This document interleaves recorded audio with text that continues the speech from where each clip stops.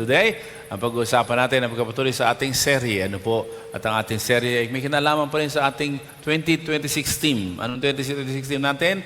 Generational Impact. Na ang buhay mo'y magkaroon ng saysay sa susunod pang mga henerasyon. What is say, therefore? Hindi lang doon natapos si Apostle Paul. Sabi niya, therefore, since through God's, ano po sabi? Pakilakasan. So, sandwich, ano po? Because of the deliverance that God has given them, and because of the mercy of the Lord, therefore, hallelujah, therefore, give yourself to the ministry. Ang sabi niya, no? We have this ministry. And what is that ministry?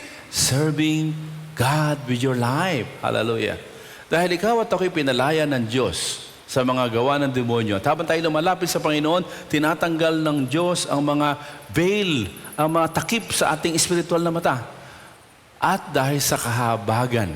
Alam niyo po, dalawang bagay na napakahalaga.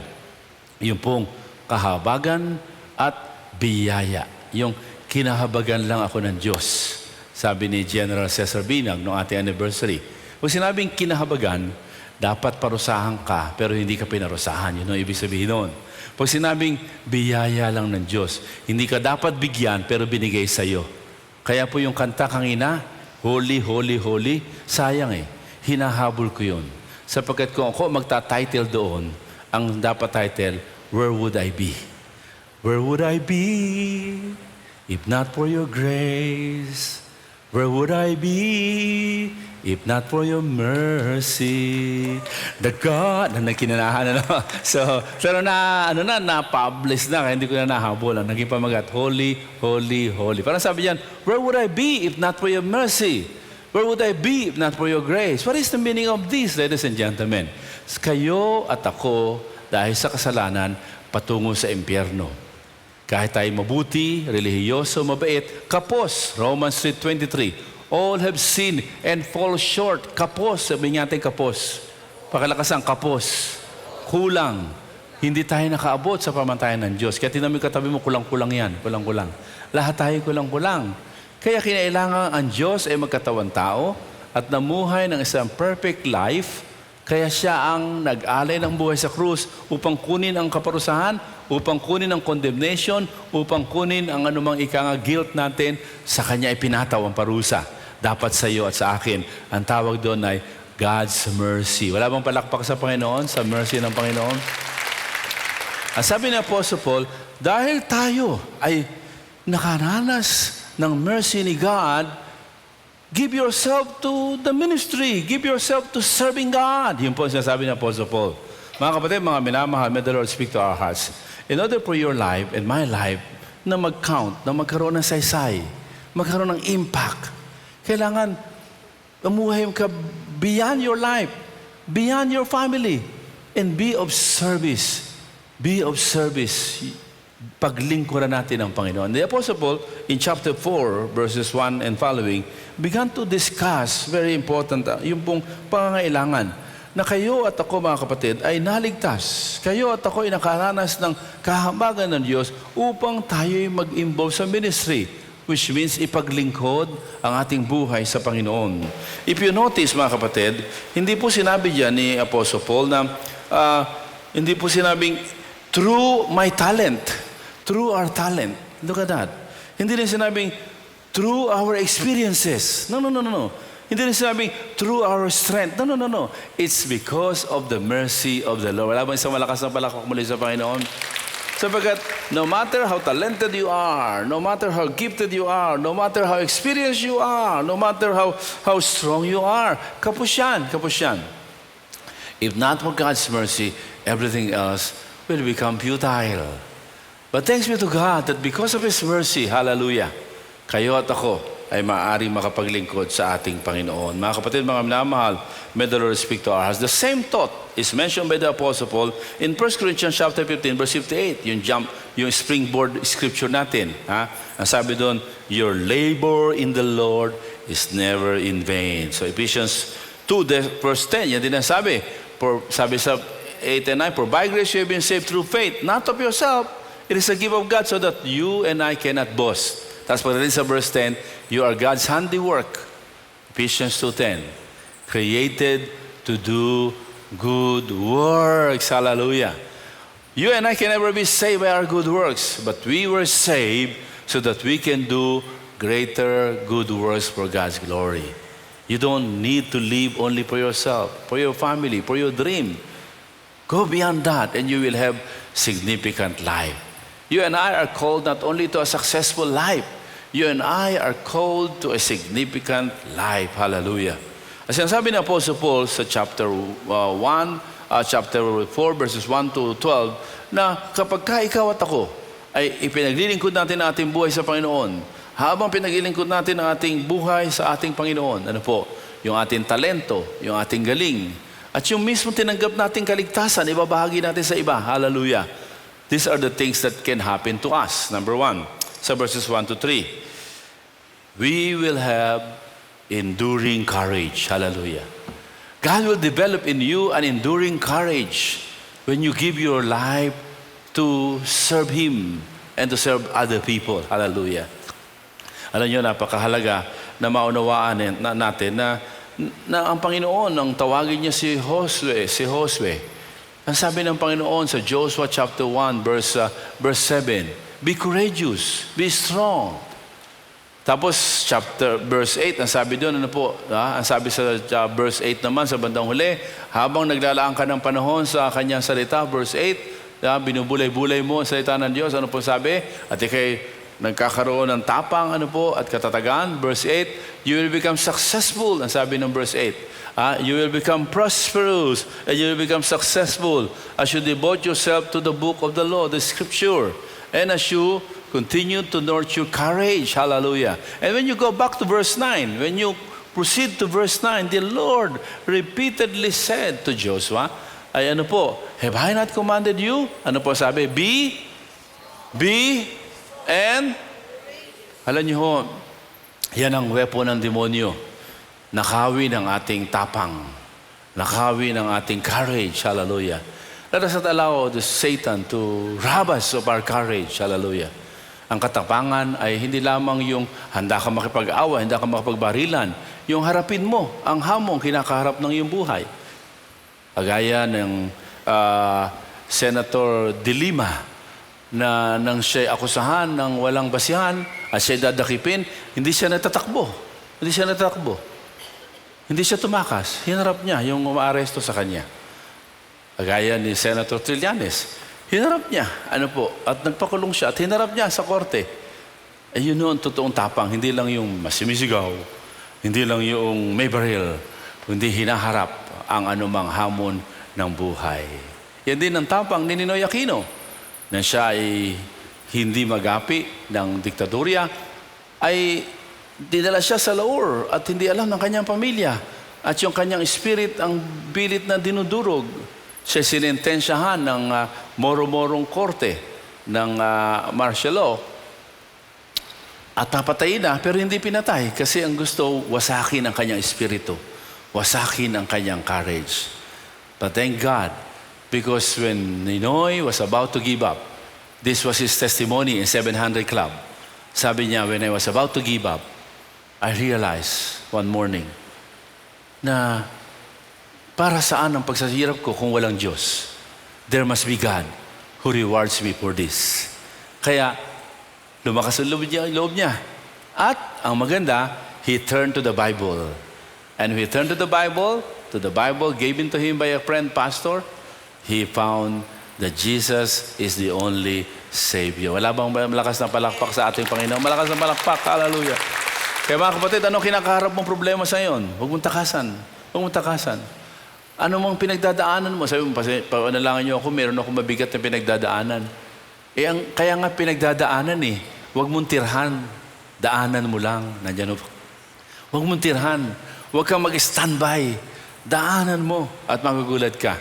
Sapat ang lakas ng Panginoon. In fact, habang pinaglilingkod mo ang buhay mo sa Panginoon, sa gitna ng hamon kinakaharap mo, God will give you enduring courage. Sabi po ng verses 1 to 3, we do not lose heart. We do not lose heart. Hallelujah. Because of the mercy of the Lord, He has given us ministry. Therefore, we do not lose heart. Hallelujah. May mga bagay na nakaka-discourage, but we will never lose heart. Ano yan ang problema sa tao? Kapag may problema, humihinto. Pag may problema, nag-isolate. Pag may problema, tumatakas. Harapin mo, harapin mo, harapin mo. This is what I like about my grandson. Ano po? Yung aking ako, pagka tinatakot-takot namin, talagang tatakbo yun. Pero, dahan-dahan. Ulit-ulitin niya. At dahan-dahan naharapin niya yung kinatatakutan niya. Hanggang sa eventually, nahaharap na niya yung kinatatakutan niya. And sabi ko, wow, this is the picture of someone whose life is dedicated to the powerful God. Ano man ang problema mo, kapatid? Harapin mo. Sapat ang lakas na ibibigay sa iyo ng Diyos, lalo pangat paglilingkod mo ang buhay mo kahit sa gitna ng katotohanang may problema at meron tayong pangangailangan. It's the courage that produces integrity, sabi ng Apostle Paul. Sabi niya, hindi kami nadadala ng secret ways in doing the ministry. Hindi kami nadadala ng shameful practices. Hindi kami nadadala ng deception. Hindi kami nadadala ng manipulation just to preach the word of God. We manipulate people. No, we say no to that. But this courage produces integrity in serving the Lord. Integrity is something that is actually a scarcity nowadays, especially among politicians. They can lie to their teeth kahit na alam nilang recorded na ang lahat ng bagay. So sad. Let us always pray for our country, mga kapatid. Si Apostle Paul, sabi niya, as we continue to give ourselves to the ministry, there are times na may mga ayaw makinig, may mga ayaw maniwala, may mga kumukontra, and there are temptations na mamilit. There are temptations na magmanipulate. Pero sabi niya, no, we never allow manipulations. We preach the pure word of God. Hallelujah. Mga kapatid, mga minamahal, may the Lord speak to our hearts. Tayo po, mga kapatid, kapag tayo dumadaan sa problema, hindi ba totoo na natutokso tayo na kung minsan ipilit ang ating sariling paraan? Pagka tayo dumadaan sa mga pagsubok ng buhay, na kung minsan kahit mali, kinahagat na natin. Yung sinasabi ng mga Pilipino, kapit sa patalim. Sigaw nyo nga, kapit sa patalim. Pero tayo hindi. Hindi tayo humahawak sa patalim. Ha? Hawak mo ang faith.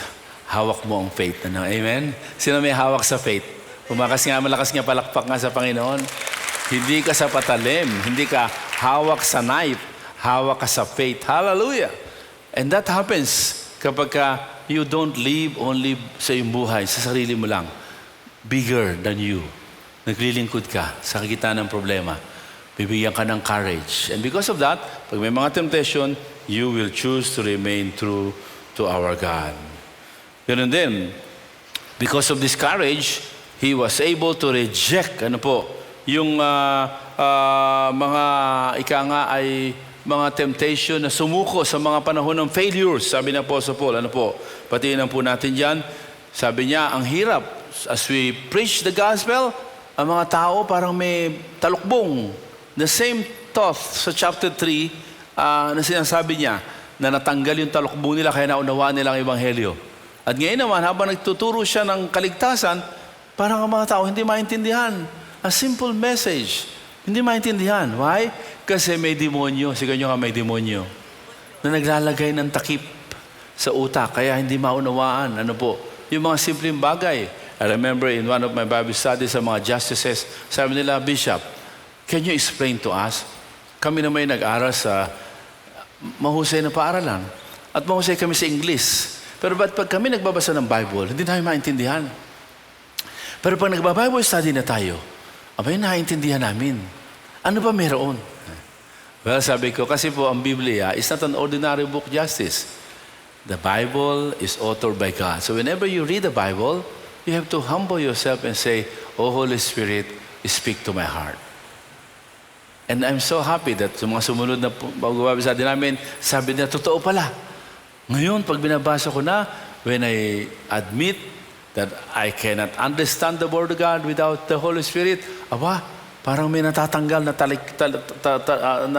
na palikpik sa aking mga mata at naunti-unti kong naunawaan. Totoo po yun.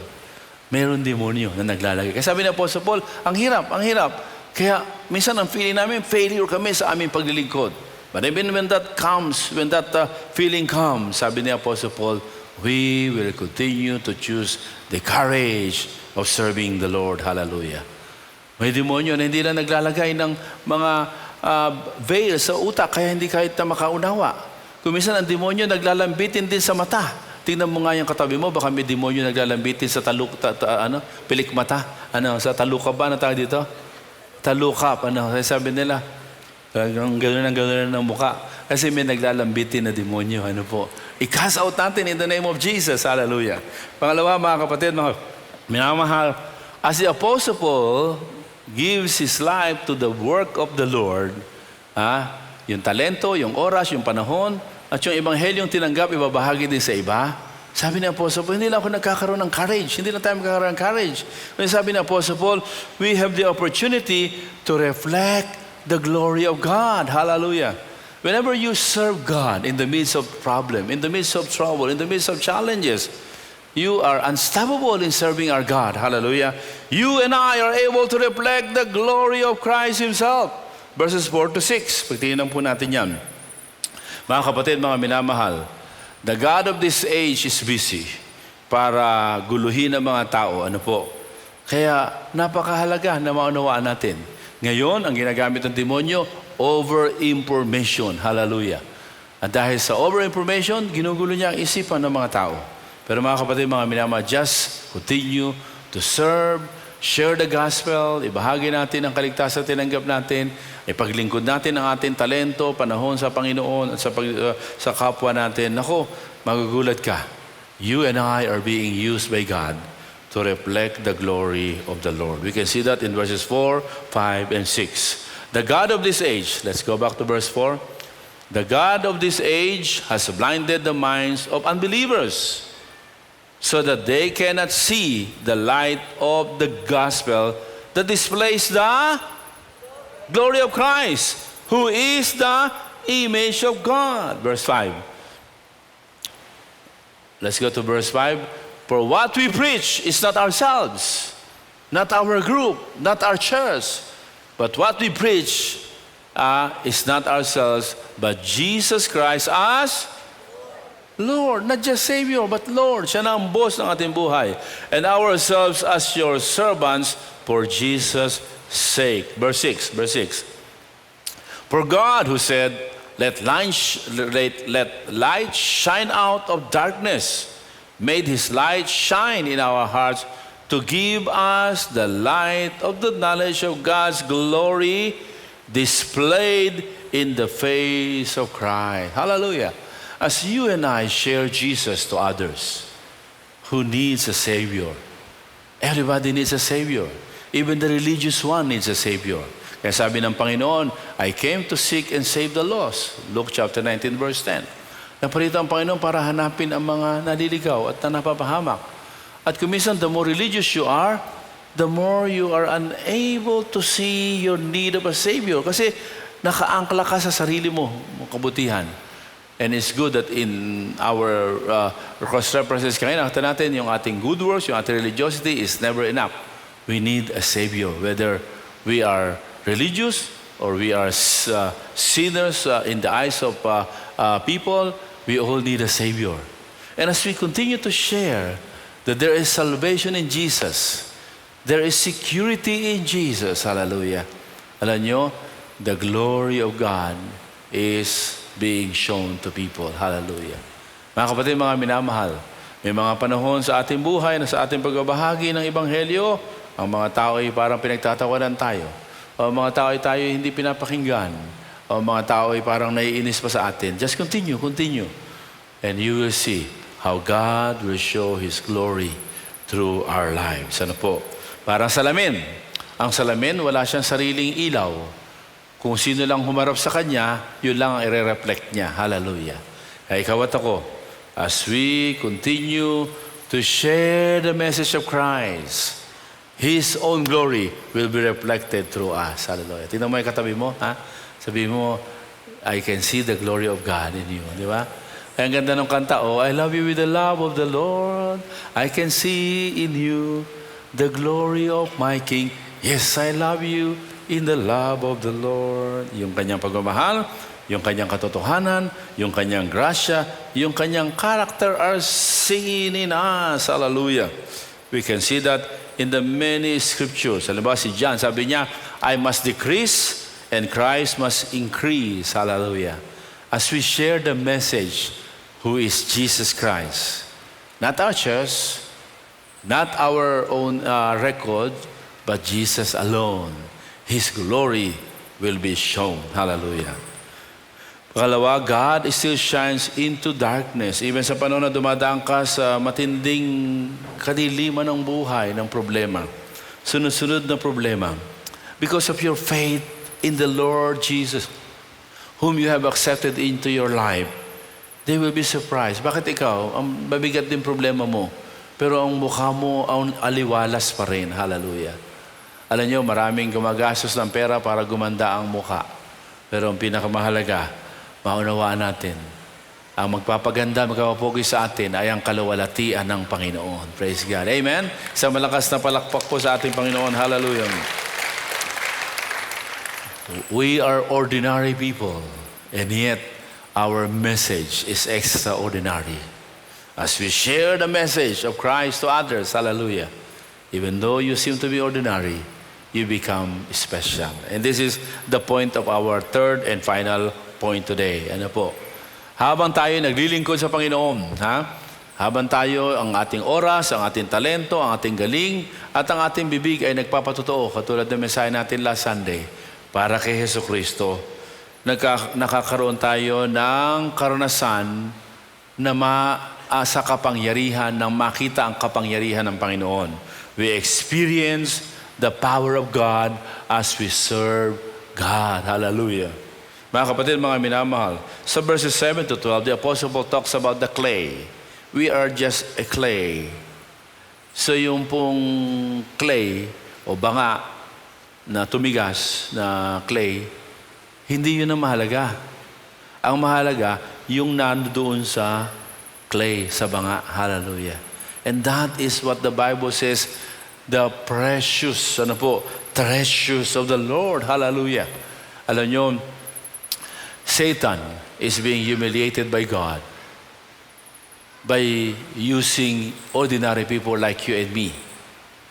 Kagaya ni Apostle Paul. Sabi niya, ako ang pinakamatindi sa lahat ng makasalanan.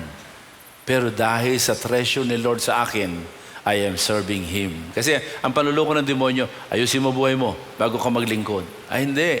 Lumapit ka sa Lord, ayusin ni Lord ang buhay mo, maglingkod ka sa Panginoon, lalo mo mararanasan ang kanyang kapangyarihan na baguhin ka from glory to glory. Not your effort, but the effort, the works of God in your life.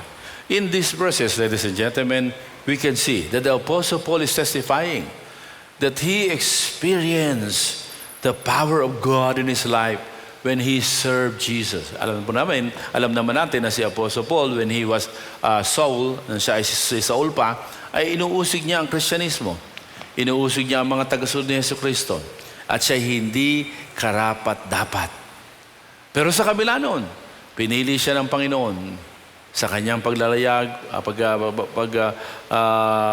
lalakbay doon sa daan ng Damasco, nagpakita sa kanya ang Panginoon. At doon, nagkaroon siya ng encounter kay Jesus.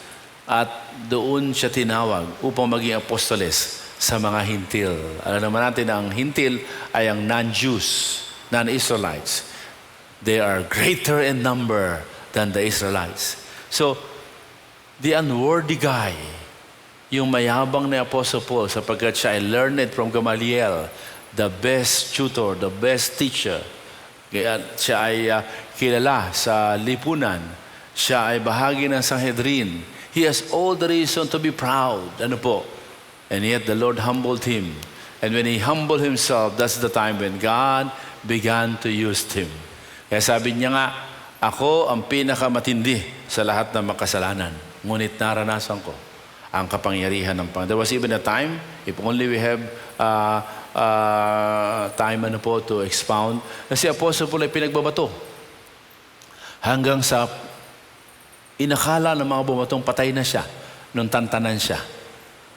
At nung dumating ang mga alagad, pinaligiran siya, nagulat ang mga alagad, bigla siyang tumayo sapagkat hindi pa siya namatay. Samantalang when it was checked by those who tried to kill him and stone him, talagang they supposed that Paul was already dead. But the experiences, one after another, in the power of God, is what the Apostle Paul is specifying in this passage, ladies and gentlemen. When you and I give ourselves to serving Him wherever we are, tulad ng ating mga kapatid sa online, sa kanilang sariling bahay, nag-gather sila, nag-tune in sa ating FB Live, okay, iba naman nag-replay, depende sa oras, they invite their friends, they are serving God even in that manner. Sa ating mga midweek services, that we gather our relatives, our friends, and we talk about the Word of God preached in Hope of Glory. Wow!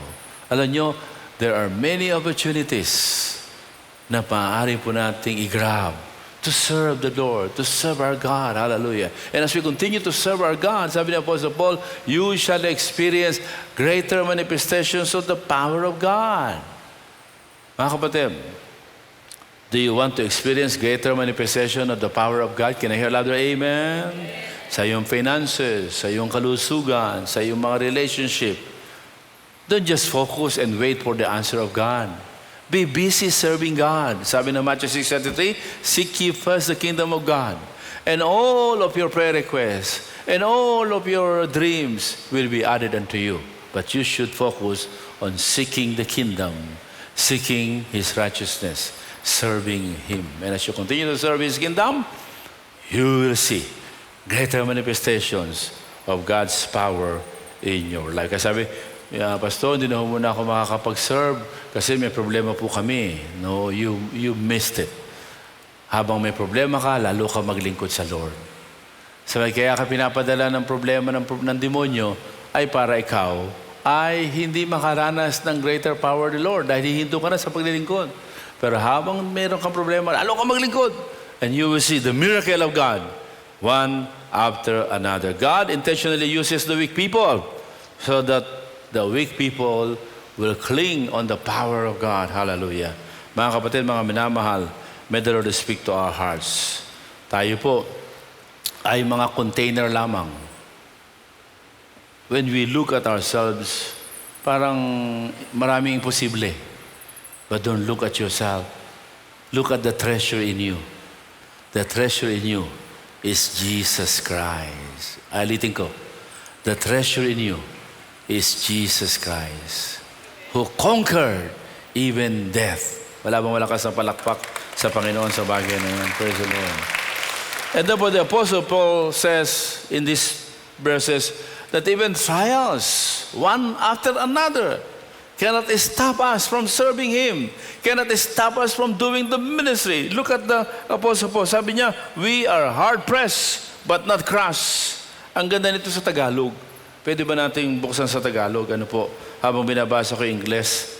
We were perplexed but not in despair.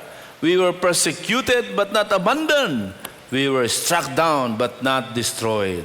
Sa Tagalog, tinan po natin, napakaganda, Ibig sabihin, sabi ni Apostle Paul, lahat na ng problema, dinaanan namin. Pero habang nagpo-focus kami sa problema, lalo kami bumabaon. Pero habang hinaharap namin problema, patuloy kami sa pagmiministry, paglilingkod, kaya hindi kami kayang gapiin ng problema. Ngunit kaming pinagkalooban ng kayamanang espiritual na ito ay tulad sa mga palayok na gawa sa putik, upang ipakilala na ang dakilang kapangyarihang ito ay sa Diyos at hindi sa amin. Verse 8. Verse 8. Ano nangyari? Napunta ako sa meta po. Anyway, so verse 8, ayan. Kabi-kabila ang pagpapahirap sa amin. Naranasan mo na ba yun? Kabi-kabila ang pagpapahirap, di ba? Ngunit, ano sabi? Kung minsay nababagabag, ngunit, ano sabi? Wow! Sino gusto ng gano'n, ha? Can you hear louder, amen? At ano pa po? Verse 9. Ang sarap nito, Inuusig kami, ngunit, basa. Napapatumba kami, ngunit, and what's the secret? The ministry that God has given the Apostle Paul. He continued to do the work of ministry. Because he knew in the first place that the mercy of the Lord was given to him.